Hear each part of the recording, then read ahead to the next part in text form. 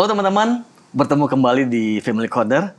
Edisi kali ini kita akan membahas tentang trauma. Nah, topik ini sangat menarik. Mengapa teman-teman? Ya, karena permasalahan yang timbul di dalam keluarga umumnya itu karena buruknya pola komunikasi dan relasi di antara suami dan istri. Nah, mengapa itu bisa terjadi teman-teman? Karena perilaku yang muncul saat dewasa itu sebenarnya berakar dari trauma yang dialami seseorang di masa kanak-kanak.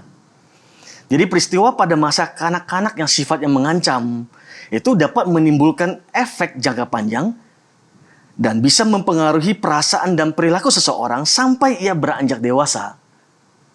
Nah, penelitian memperkirakan bahwa sekitar 46% anak pernah mengalami trauma paling tidak satu kali selama masa kanak-kanak. Dan statistik yang lain menemukan bahwa 60% orang dewasa mengaku pernah mengalami peristiwa-peristiwa yang traumatik pada masa kecil atau sejak kecil. Nah, karena itu teman-teman, kita mau belajar tentang trauma dan bagaimana kita bisa memperbaiki pola komunikasi dan relasi kita di dalam keluarga.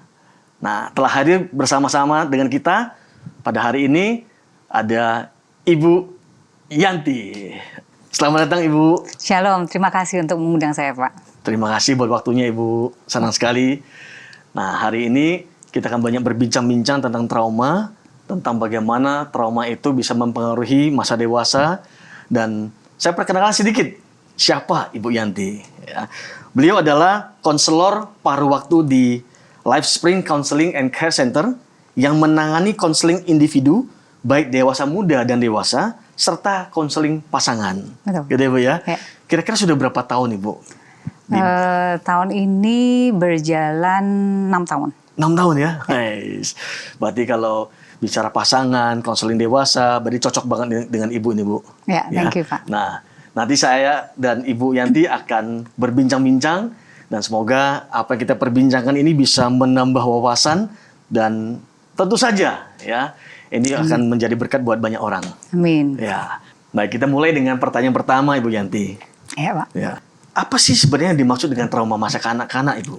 Oke, trauma masa kecil dapat terjadi ketika seorang menyaksikan atau mengalami peristiwa buruk yang membuat mereka merasa terancam, tidak aman, dan tidak bisa diatasi, sehingga menjadi luka psikologis yang terjadi di dalam diri.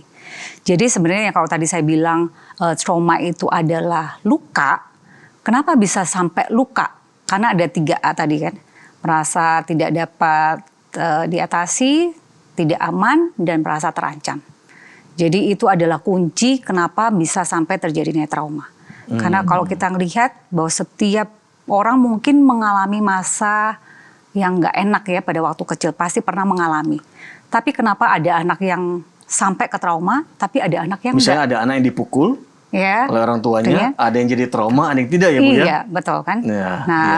Mungkin cara pukulnya sama, tapi penyelesaiannya berbeda. Ya kan? Penjelasan oleh si anak ini Bu ya? Atau si orang tuanya? Orang tua dan anak ini ada rekonsiliasi misalnya. Dan anak itu tahu kenapa sampai dia dipukul. Atau setelah dipukul, orang tuanya minta maaf misalnya gitu. Itu kan jadi ada rekonsiliasi, sehingga itu tidak menjadi luka di anak. Tapi kalau anak yang tadi dipukul dengan cara yang sama, nah dia mengalami trauma, ya mungkin setelah itu tidak ada penyelesaian, sehingga menjadi luka. Oke, trauma itu kan berarti tadi Ibu katakan bisa saja dialami, bisa juga dia tidak mengalami tapi melihat ya Bu ya? Ya. Oh, berarti melihat pun bisa menjadi sebuah trauma Bu? Betul. Ya, misalnya dia melihat ibunya yang sering dipukul oleh ayahnya. Dia nggak pernah dipukul sih, tapi dia sering melihat ibunya dipukul atau kakaknya yang dipukul.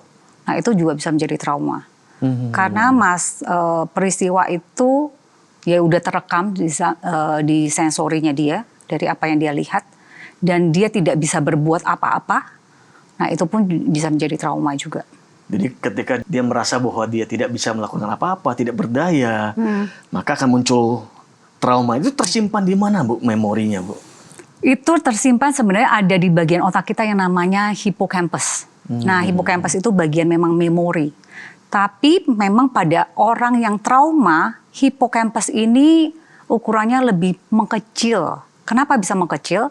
Karena pada saat dia tegang atau merasa tidak aman, ini tidak berfungsi seperti seharusnya. Sehingga pada saat orang itu trauma, misalnya dia terkena misalnya pemerkosaan misalnya.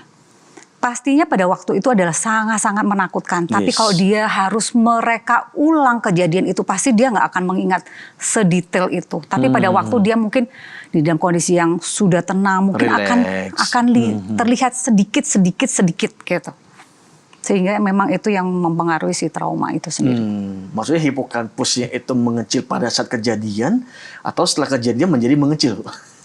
Pada waktu kejadian dia mengkerut, gitu. Tapi kalau kejadian itu dia merasa tidak aman itu terus menerus, berarti kan hipokampusnya akan ya terganggu kan, gitu. Jadi kalau sebaliknya kalau kejadian menyenangkan bukan trauma, ukuran normal ya Bu ya? Ya, nah itu sebenarnya hipokampus itu berguna untuk pembelajaran kan. Pada waktu kita belajar, kita harus mengingat. Kemarin apa yang kita pelajari, hari ini ulangan, kita bisa mengingat semua apa yang kita belajarin, itu adalah tugas hipokampus. Baik. Jadi semakin takut kita, semakin khawatir, maka susah. Itulah kenapa mungkin ada teman-teman yang dulu waktu sekolah, kayaknya makin belajar makin susah, karena besok udah mau ujian Bu. Makin takut. Lupa.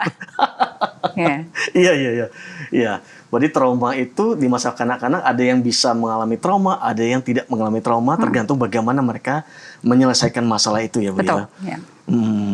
Ada berat ringannya nggak sih Bu kalau bicara trauma masa kanak-kanak?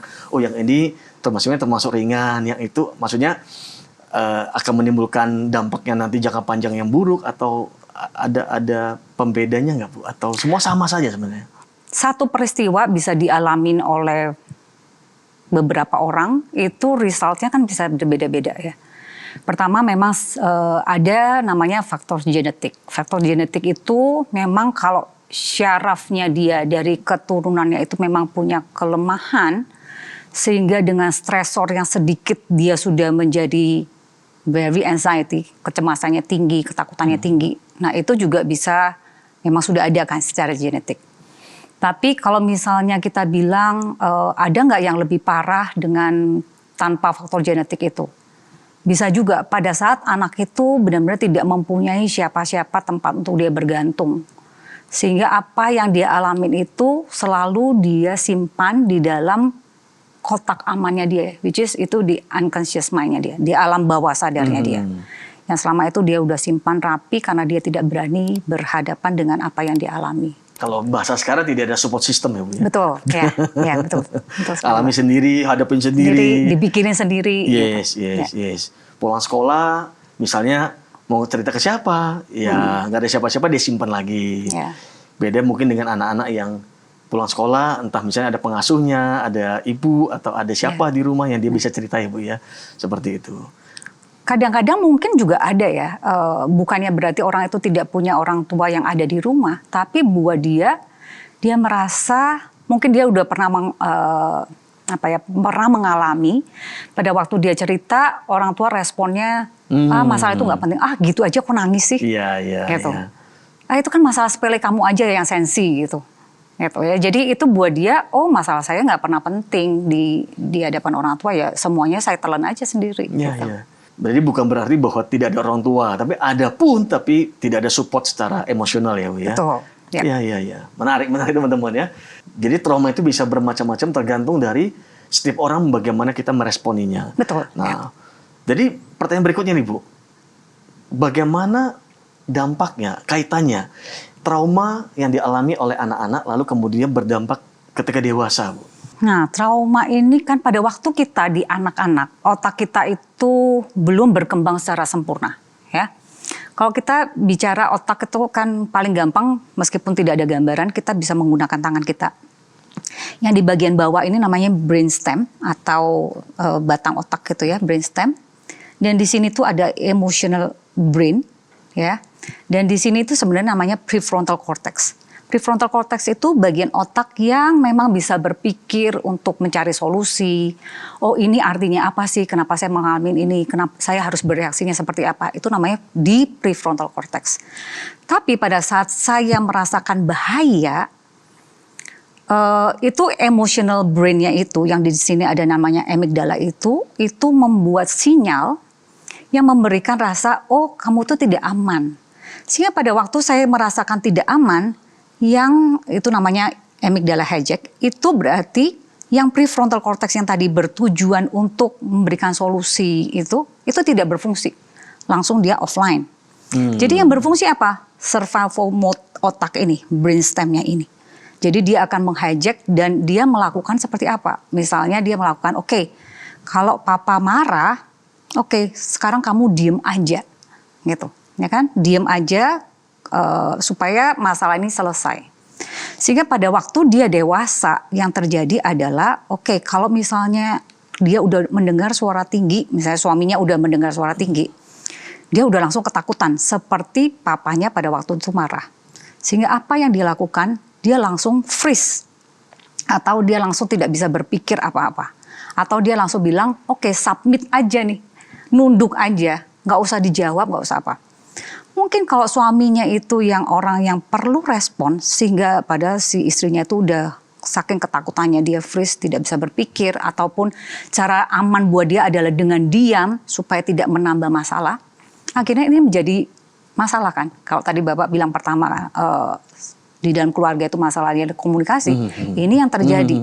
Padahal sebenarnya adalah trauma yang dialami oleh istri itu yang belum pernah selesai. Sehingga pada waktu ini tertrigger, ini kembali muncul. Dan cara penyelesaiannya adalah cara seperti dia pada waktu kecil. Oke. Jadi sebenarnya Bu, kalau begitu trauma itu waktu kecil ya, berarti kita itu belajar pola bagaimana merespon terhadap sesuatu ya Bu ya. Betul.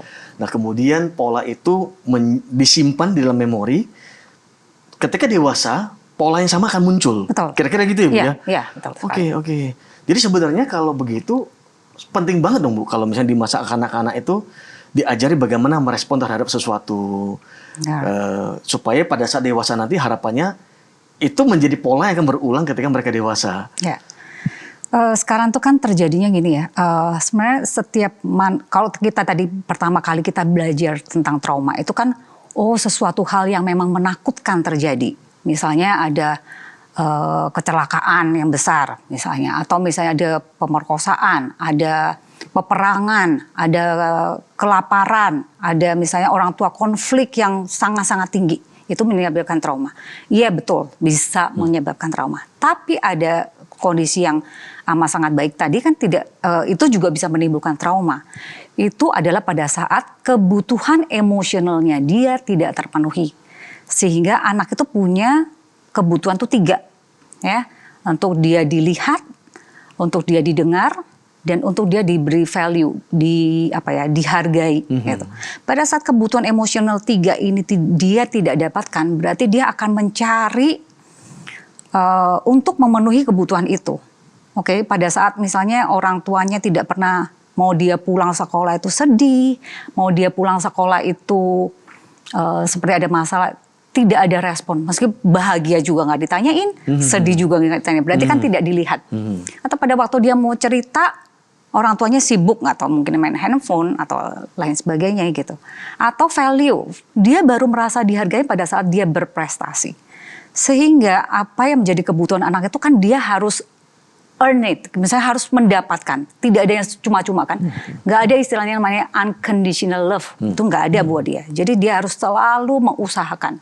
Berarti yang tertanam di otaknya dia adalah I'm not good enough. Kalau pada saat dia tidak bisa menghasilkan hal yang cukup, atau dia merasa I'm not lovable, I'm not have a value, I'm not worthy. Nah itu semua yang terekam di dalam otaknya. Sehingga pada waktu dia dewasa, pada waktu dia berelasi dengan suaminya, ada klien saya misalnya dia melihat dirinya tuh I'm not lovable, atau memang I'm not good enough karena memang dia dari orang tuanya dia tidak dapat mendapatkan kasih sayang, pelukan itu buat dia sangat-sangat mahal gitu ya. Sehingga pada waktu dia berdua dengan suaminya itu adalah masa yang paling stres buat dia. Karena dia harus menciptakan suasana itu yang mungkin harus senyaman mungkin buat suaminya. Sehingga pada waktu suaminya itu diam, padahal diam itu harusnya kan ya biasa aja ya. Mungkin selama kita nyetir gitu, kadang-kadang kan kita juga diam, nggak harus selalu Ngobrol berkomunikasi terus, gitu ya. Tapi buat dia tuh diam itu berarti ada yang salah dengan kamu. Kamu tidak bisa membuat suasana itu menjadi apa ya, mungkin happy gitu. Selalu dia menyalahkan dirinya. Sehingga pada waktu itu langsung badannya tuh bergetar, perutnya kram gitu. Itu yang dia alami gitu. Karena ketakutan yang amat sangat besar. Meskipun pada saat itu dia tidak tahu bahwa itu adalah trauma yang terjadi. Gitu. Jadi trauma itu berarti memang bisa sangat variatif. Variatif sekali, Bu, ya. Dampak itu terhadap seseorang. Ya. Nah, saya pernah ketemu nih Bu, satu teman ya Bu ya. Masih mungkin usia 20-an, wanita. Nah, teman saya ini termasuk bucin nih. Ya, bucin banget. Jadi kalau dia pacaran dengan seorang pria, maka dia itu akan sangat kayak nempel dan merasa sangat dibutuhkan terus-menerus. Dan setelah ditelusuri ternyata memang dia itu semasa kecilnya dia itu jarang mendapatkan figur dari seorang ayah, mendapatkan kasih sayang dari seorang ayah. Nah, dia tahu sih pada akhirnya dia belajar kemudian dia memahami. Nah, nanti kan pada akhirnya PR-nya adalah bagaimana dia bisa menyelesaikan ini kan Bu ya. Kalau tidak, maka ketika kan jadi gak sehat sebenarnya nanti relasinya dengan pasangannya. Misalnya masih pacaran belum menikah, kan mungkin si pria akan merasa kok kamu tuh terlalu begini sih. Ya. Ya, biasanya terjadinya adalah posesif. Nah, setiap manusia itu kan tadi saya bilang ya, perlu rasa aman itu kan sangat-sangat perlu. Karena kita juga diciptakan Tuhan itu dengan di-built-in dengan namanya neurosystem. Neurosystem itu membuat tubuh kita merasa aman. Sehingga pada waktu kita kecil, kita itu mencari aman dengan cara kita sendiri.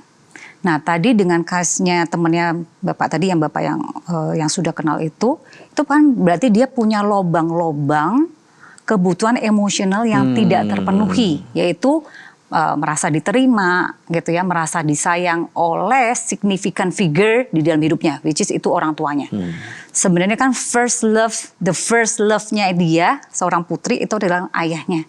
Harusnya seperti itu, karena dia tidak pernah mendapatkan sehingga dia itu cari terus. Ya kan, cari pada waktu dia dewasa pasti dia cari di sosok pria ya yang bisa mengisi hidupnya gitu. Nah, masalahnya itu kadang-kadang kan yang namanya bucin, buta cinta, dia tidak lagi melihat itu secara rasional, ya kan? Padahal sebenarnya cinta awal atau misalnya kita bilang cinta monyet gitu ya, itu kan tidak reality seperti nanti pada waktu mereka benar-benar menikah gitu.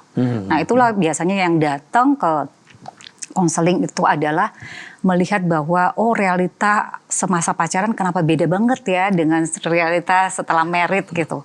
Ternyata pada saat orang-orang yang ketemu nih, misalnya kekurangan cinta tadi yang bolong-bolongnya banyak, ketemu dengan orang suami yang juga bolong-bolongnya banyak.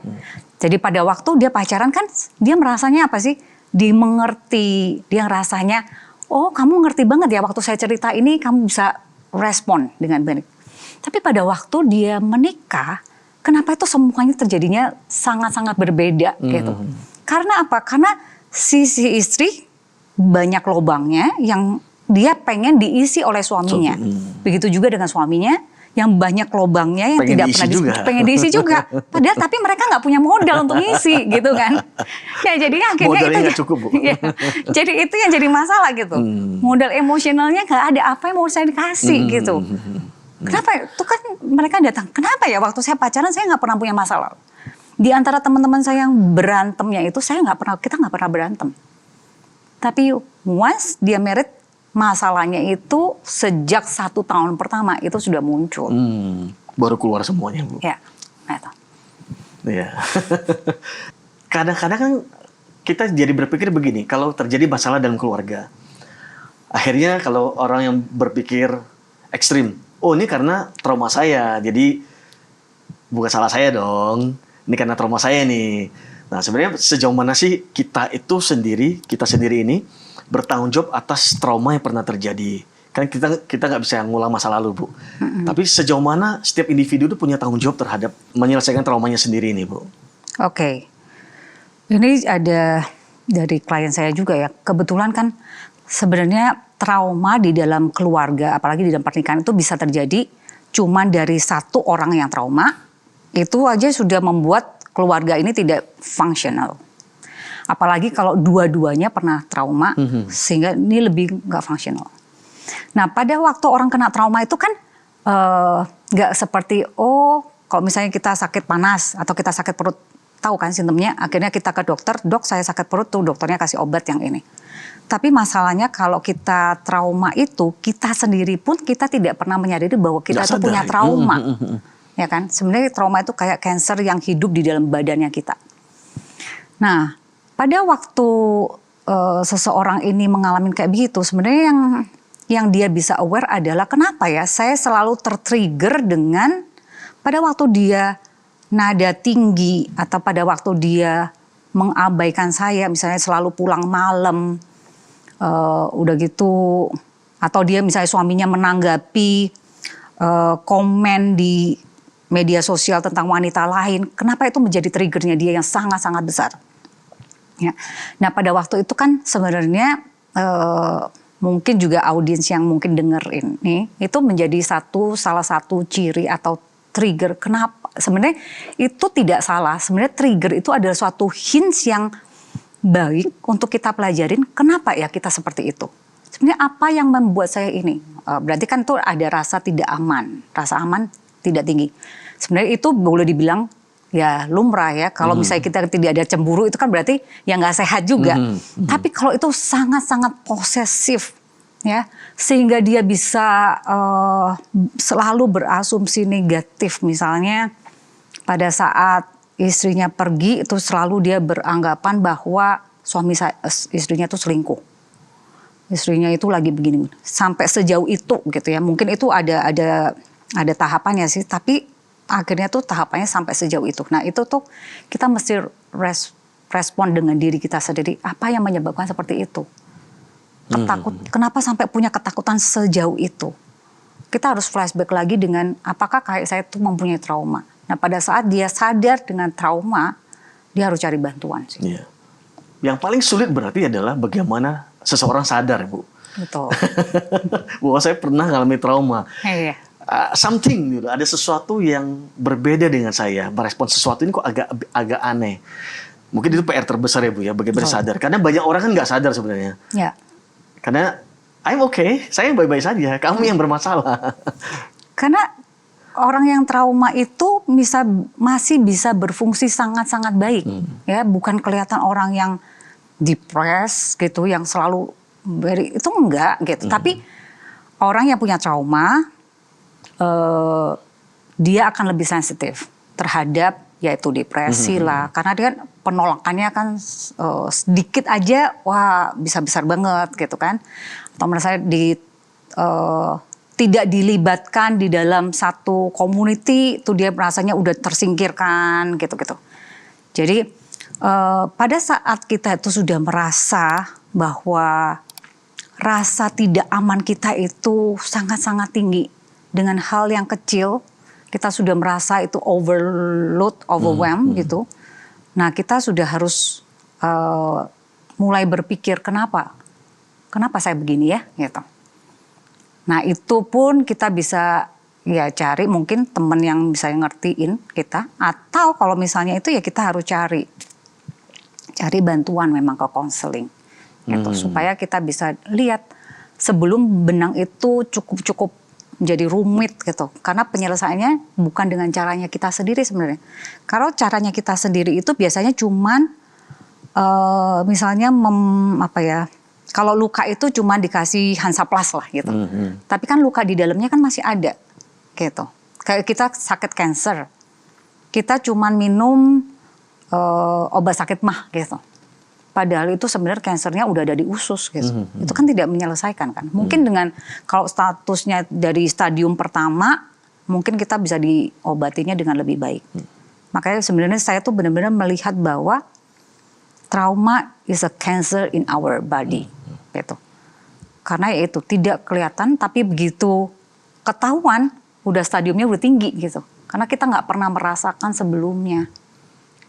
Anggap saja begini Bu, misalnya si suami pernah mengalami trauma sehingga dia datang ke konselor.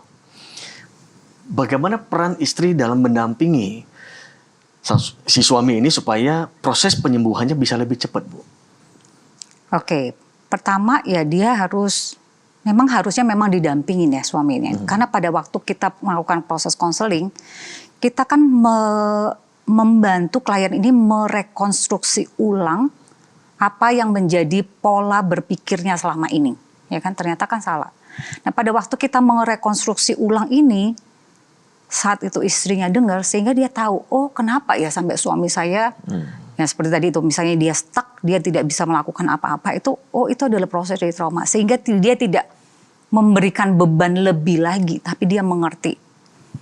Dan sebenarnya biasanya sih di pihak di konselornya akan memberitahu si istri juga. Ini istilahnya stage-nya sejauh berapa sih? Apa yang dia perlukan sebenarnya? Support apa yang diperlukan? Atau misalnya udah lama terjadi dalam pernikahan, itu kan nggak cuman suami aja yang trauma itu yang menjadi korban di sini, tapi sebenarnya keluarganya pun semuanya udah jadi korban kan. Istrinya sudah punya pengalaman yang buruk juga di dalam pernikahan, mungkin juga anak-anaknya udah jadi korban juga gitu. Sehingga mungkin pada awalnya itu konselingnya cuman untuk si suami, tapi akhirnya harus menjadi satu keluarga ya Bu ya. Keluarga. Sehingga mereka bisa sama-sama mereka ulang. Betul. Peristiwa yang pernah dialami itu maknanya apa? Dengan kacamata yang berbeda. Yes, betul. Nah, kalau begitu sebenarnya ada nggak sih Bu cara, misalnya begini Bu, sebagai orang tua nih, kita bisa menilai bahwa oh anak saya ini mengalami trauma nih terhadap perilaku saya yang dulu. Ada nggak sih Bu ciri-cirinya pada anak-anak? Atau yang tadi sama dengan yang tadi, misalnya, oh kalau dia terlalu sensitif dengan sesuatu, berarti dia memang trauma. Atau gimana Bu, dari pengalaman Ibu? Biasanya tidak selalu kelihatan pada saat anak-anak itu kecil. Karena anak itu kan punya jiwa yang sangat pemaaf banget gitu ya. Biasanya dia juga akan menyelesaikannya itu dengan menjadi anak yang menyenangkan. Tapi sebenarnya bukan maunya dia gitu. Tapi dia melakukan untuk sifat menyenangkan itu, kalau dia besar akan menjadi people pleaser itu adalah karena untuk mendapatkan rasa aman itu, dia harus selalu jadi anak yang menyenangkan gitu. Harus susah untuk say no. Itu adalah salah satu sumber dari trauma juga. Sehingga pada waktu kecil itu kita jarang mendeteksi sekali, ya Bu ya. Kecuali kalau sampai dia itu malam susah tidur, akhirnya sering mimpi buruk gitu kan. Atau dia itu sering tantrum yang kita tuh tidak mengerti gitu. Dan anak itu jadi frustasi dan akhirnya di sekolah itu misalnya dia selalu cari perhatian. Nah itu pun kadang-kadang kita juga nggak bisa langsung bilang itu trauma sih. Mungkin ada kejadian lain atau dia punya ADHD atau hal yang lain lah ya. Sehingga itu memang menjadi trennya. Atau itu memang karena traumanya gitu. Itu anak-anak Bu. Nah kalau pacaran, bicara tentang pacaran nih. Bagaimana orang yang lagi pacaran bisa mulai mendeteksi gitu ya Bu. Ini kayaknya kan tadi misalnya Ibu tadi jelasin. Kalau istrinya banyak kebutuhan untuk diisi, suami minta diisi. Nah ini bagaimana supaya lebih mengurangi. Artinya gini, jangan menikah dengan orang yang sama-sama butuh kan Bu ya. Nggak ada modalnya, mau diisi dengan apa. Nah selama pacaran kira-kira ada tipsnya nggak tipsnya ya? Bu? Ya kadang-kadang ya saya banyak di prepare investment yang untuk premarital gitu ya, yang kan memang kita ada gitu ya, ada alat tes yang memang untuk mengukur sebenarnya mereka itu seperti apa. Bahkan kadang-kadang di situ tuh sudah kelihatan bahwa masalah apa yang akan mereka hadapi nantinya dengan kondisinya mereka masing-masing. Tapi kan sebenarnya banyak 70% atau 80% dengan dilihatin faktanya seperti itu aja mereka tetap memang mau meret gitu loh, ya kan? Karena Udah ada ngebet. bucinnya itu ya. Atau karena mereka mungkin pikirnya udah pacaran udah lama, males lah mulai hal yang baru gitu-gitu kan. Atau mereka Mungkin, pikir itu masalah kecil lah, nanti ya, bisa nanti selesai kok. selesaiin gitu-gitu ya. Karena ya gitu. Tapi sebenarnya kita jangan lupa untuk kalau misalnya toh akhirnya memang memutuskan untuk menikah, tapi at least menurut saya adalah masalah yang pernah dihadapi sebelumnya, misalnya suaminya pernah depresi gitu ya. Itu tuh harus diselesaikan dengan sampai ke akarnya menurut saya. Dengan melibatkan si istrinya ini gitu. Sehingga istrinya itu tahu bagaimana caranya pada saat si suami saya itu mengalami itu, atau seenggaknya dia tahu dulu lah kenapa sampai dia itu mengalami depresi itu. Dan gimana caranya supaya tidak terulang lagi. Apa sih hal-hal apa yang men-trigger. Nah, seenggaknya ini udah jadi pengetahuan buat dia untuk pada saat nanti mengalami, biasanya ilmu itu udah lupa biasanya ya. Tapi pada waktu dia mengalami, seenggaknya dia tuh nggak terlalu kaget karena itu memang sudah pernah terjadi. Gitu ya. Jadi pada saat biasanya misalnya kondisi ekonomi itu menjadi down lagi gitu. Itu kan menjadi salah satu pen-trigger ya. Pada saat misalnya si suami atau istri itu udah punya value di dalam dirinya itu, saya tidak bisa berbuat apa-apa. I'm not worthy gitu.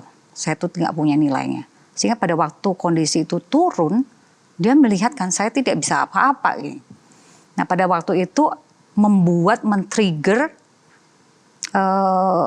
value-nya dia yang tadi, sehingga dia pada waktu kecil kalau misalnya mamanya itu bilang kamu itu bodoh, kamu tuh nggak bisa apa-apa lah gitu, sehingga dia terjebak di situasi seperti itu, sehingga dia memang nggak bisa berpikir apa-apa kayak tadi saya bilang gitu ya, ini kan mati ini prefrontal cortex-nya, sehingga dia terjebak apa untuk mensolusi itu si suami adalah ya udah saya main game aja deh gitu untuk membuat saya tuh gak stres. Tapi istrinya lihat suaminya main game kan, aduh jadi kesel kan. Jadi itu nggak pernah selesai gitu.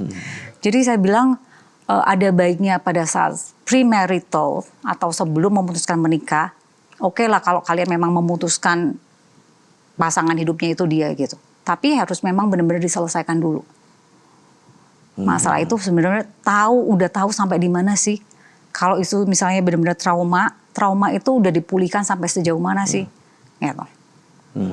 Itu sih. Iya. Menarik sekali Bu. Teman-teman, jadi semua masalah sebenarnya di dalam keluarga antara pasangan dengan anak-anak, ya bahkan mungkin juga kita dengan orang-orang sekitar kita sebenarnya banyak dipengaruhi oleh trauma-trauma kita. Masalahnya memang kita nggak sepenuhnya paham ya Bu ya. Trauma apa sih yang pernah kita alami? Pola-pola selama ini yang pernah kita pelajari bahwa cara menghadapi sebuah masalah, sebuah konflik atau berhadapan dengan sebuah situasi itu harusnya seperti ini loh. Nah, ini yang mungkin memang menjadi PR buat kita semua teman-teman. Bagi kita yang sudah punya keluarga, kita punya pasangan, punya anak ya, bagaimana kita bisa bersama-sama bertanggung jawab memulihkan keluarga kita. Cara berpikir yang salah, trauma-trauma itu bisa dipulihkan. Betul. Nah, Bu, kesimpulannya dong Bu, buat kita Bu. Dan saran apa yang bisa Ibu berikan buat para penonton nanti? Oke, pada saat berarti kan sebagai audiens yang memang awam, yang mungkin tidak pernah tahu tentang psikologi neuroscience atau apapun gitu ya. Berarti pada saat kita menghadapi atau bertemu dengan orang-orang yang memang kita lihat masalahnya kok nggak selesai-selesai gitu ya. Dengan hal yang kecil sudah muncul gitu. Berarti pertama yang kita harus pergi ke konselor dulu untuk mencari bantuan di tempat yang tepat ya. Mungkin saya bisa bilang bahwa LifeSpring Counseling Center ada salah satu pilihan ya untuk mencari tempat bantuan. Setelah dia kenal dengan konselor, dia tetap harus didampingi.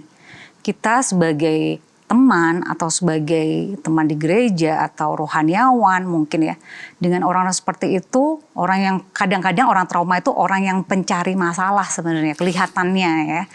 Nah itu tuh harus karena selama hidupnya itu dan dia nggak pernah punya teman yang tepat ya, dia nggak pernah punya support system yang pas. Kalau di rumah dia disepelekan, dia nggak selalu mengambil decision yang salah misalnya gitu. Jadi itu adalah pada waktu kita bertemu dengan orang itu berarti Tuhan itu sudah mempertemukan dia dengan kita. Bagaimana sih kita bisa menjadi pendengar dia gitu. Tadi itu yang tidak terpenuhi misalnya sin, valued, and hurt itu yang di kepentingan anak itu bisa terpenuhi. Kita bisa menjadi salah satu lah. Jadi support sistemnya dia. Karena itu hal yang kecil yang kita bisa lakukan itu sebenarnya sudah bisa berarti, sangat-sangat berarti dengan orang yang mengalami trauma itu tadi gitu. Meskipun kita tidak bisa menyelesaikan traumanya ya, tapi itu udah satu hal yang sangat berefek gitu buat si traumanya. Teman-teman, menarik sekali pembicaraan kita hari ini. Terima kasih Ibu Yanti buat waktunya. Ya, sama-sama. Teman-teman, sampai ketemu lagi di episode berikutnya yang tentu saja lebih menarik lagi. Terima kasih.